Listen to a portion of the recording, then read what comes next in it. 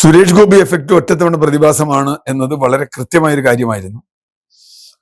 തൃശൂർ മണ്ഡലത്തിൽ തെരഞ്ഞെടുപ്പ് നടക്കുന്ന കാലത്ത് ഞങ്ങളെ പോലെയുള്ള നാട്ടുകാർ, നമുക്ക് അവിടെ ഒപ്പം വോട്ടില്ലെങ്കിലും നമ്മളവിടെ ഒരുപാട് കാലം രാഷ്ട്രീയ പ്രവർത്തനം നടത്തിയായിരുന്നു. അവിടെ സഞ്ചരിക്കുമ്പോൾ മനസ്സിലായ ഒരു കാര്യം, BJP-യോട് താല്പര്യമുണ്ടായിട്ടല്ല, മോഡിയോട് താല്പര്യമുണ്ടായിട്ടല്ല, സുരേഷ് ഗോപി നല്ല ആളാണ്, പാവങ്ങളെ സഹായിക്കുന്ന ആളാണ്, അഴിമതി ഇല്ലാത്ത ആളാണ് എന്നൊക്കെ പറഞ്ഞ് വോട്ട് ചെയ്ത കുറെ ആളുകളുണ്ട്. ആ വോട്ട് എന്തായാലും പോയി. കാരണം സുരേഷ് ഗോപി എങ്ങനെയുള്ള ആളാണെന്ന് അദ്ദേഹം മന്ത്രിയായി കഴിഞ്ഞപ്പോൾ എല്ലാവർക്കും മനസ്സിലായി. ഇനി അദ്ദേഹത്തിന് ആ ഒരു പ്രതിച്ഛായ ഇല്ല എന്ന് മാത്രമല്ല, ആ വോട്ട് കിട്ടില്ല. ആ വോട്ട് മാത്രമല്ല പോയത്. ഇപ്പൊ നമ്മൾ തദ്ദേശ തെരഞ്ഞെടുപ്പിൽ കണ്ടു, സുരേഷ് ഗോപിക്ക് വലിയ ഭൂരിപക്ഷം നൽകിയ പല മണ്ഡലങ്ങളിൽ നിന്നും വോട്ട്, തൃശൂർ കോർപ്പറേഷൻ അടക്കം വലിയ ഭൂരിപക്ഷം നൽകിയ സ്ഥലം അവിടെ UDF പിടിച്ചെടുത്തു. പല സീറ്റുകളും UDF-ഉം LDF-ഉം പിടിച്ചെടുത്തു. ഇപ്പോൾ നിയമസഭാ തെരഞ്ഞെടുപ്പ് വന്നപ്പോഴും അതേ ചരിത്രമാണ് കാണിക്കുന്നത്. അവിടെ തൃശൂർ നിയോജക മണ്ഡലത്തിന്റെ ഭാഗമായിരുന്ന ഇരിങ്ങാലക്കുട UDF പിടിച്ചെടുത്തു, തൃശൂർ UDF പിടിച്ചെടുത്തു. മറ്റുള്ള സ്ഥലത്ത് LDF നിലനിർത്തി. മണലൂരിൽ 126 വോട്ടിനാണ് UDF പരാജയപ്പെട്ടത്. അതുപോലെ പല സ്ഥലങ്ങളിലും ഒരു സ്ഥലത്തും BJP-ക്ക് മേൽക്കൈയില്ല.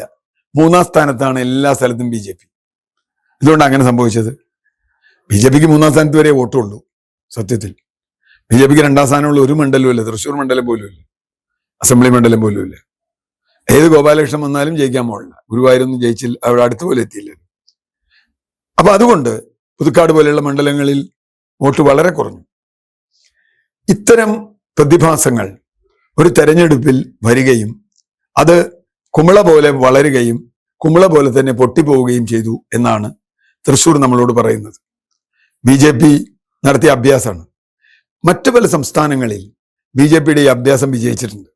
അതിന് കാരണം അവിടെ ബദലായി BJP-ക്ക് ബദലായി രാഷ്ട്രീയ ശക്തികൾ ഉണ്ടായിരുന്നില്ല.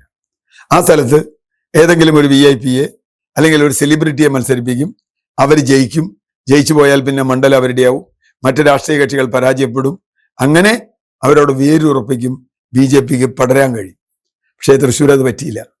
തൃശ്ശൂരിൽ നിന്ന് മാത്രമല്ല, എവിടെയൊക്കെ നേമത്ത് BJP വന്നു, അധികാരം വന്നു പോയി. ഇതിനു മുമ്പ് തദ്ദേശ ഭരണ സ്ഥാപനങ്ങളിൽ BJP-ക്ക് പാലക്കാട്, BJP-യുടെ വലിയ കോട്ടയെന്നല്ല അറിയപ്പെടുന്നത്, ഒറ്റയ്ക്ക് ഭൂരിപക്ഷം ഉണ്ടായിരുന്നു, ഭൂരിപക്ഷമില്ല, നഷ്ടപ്പെട്ടു. എങ്കിലും പ്രധാന വലിയ കക്ഷിയായി. പന്തളത്ത് അവർക്ക് ഭൂരിപക്ഷം ഉണ്ടായിരുന്നു, അത് നഷ്ടപ്പെട്ടു. തൃപ്പൂണിത്തുറ അവർ കിട്ടിയിട്ടുണ്ടെങ്കിലും ഭൂരിപക്ഷം ഒന്നും കിട്ടിയിട്ടില്ല. ഞാൻ പറഞ്ഞു വന്നത്, ഒരിക്കൽ BJP വന്നാൽ അവർ പിന്നെ അവിടെ ഉണ്ടാവും വഴിയില്ല. ഇപ്പൊ തിരുവനന്തപുരം കോർപ്പറേഷനും ഏതാണ്ട് ആ ലെവലിലേക്കാണ് പോണതെന്നാണ് ഞാൻ മനസ്സിലാക്കുന്നത്. അടുത്ത കോർപ്പറേഷൻ തെരഞ്ഞെടുപ്പിൽ BJP 3-ാം സ്ഥാനത്ത് വരാനുള്ള എല്ലാ സാധ്യതയും തിരുവനന്തപുരത്ത് ഞാൻ കാണുന്നുണ്ട്. ജനങ്ങളെ അത്ര മടുപ്പിക്കുന്നുണ്ട്. കാരണം എന്താ, കേരളത്തിൽ കേരളത്തിന്റെ മതേതര മനസ്സുണ്ട്. വെറും വർഗീയത പറഞ്ഞാൽ ആളുകളെ കൂടെ കിട്ടില്ല. രണ്ടാമത്തെ വിഷയം, വർഗീയത പറഞ്ഞാൽ ആളെ കിട്ടില്ല എന്ന് മാത്രമല്ല, മറ്റൊരു പ്രതിഭാസം കൂടി അവിടെയുണ്ട്. ശക്തമായ എതിർപക്ഷം ഇവിടെയുണ്ട്, UDF LDF കൂടിയുണ്ട്.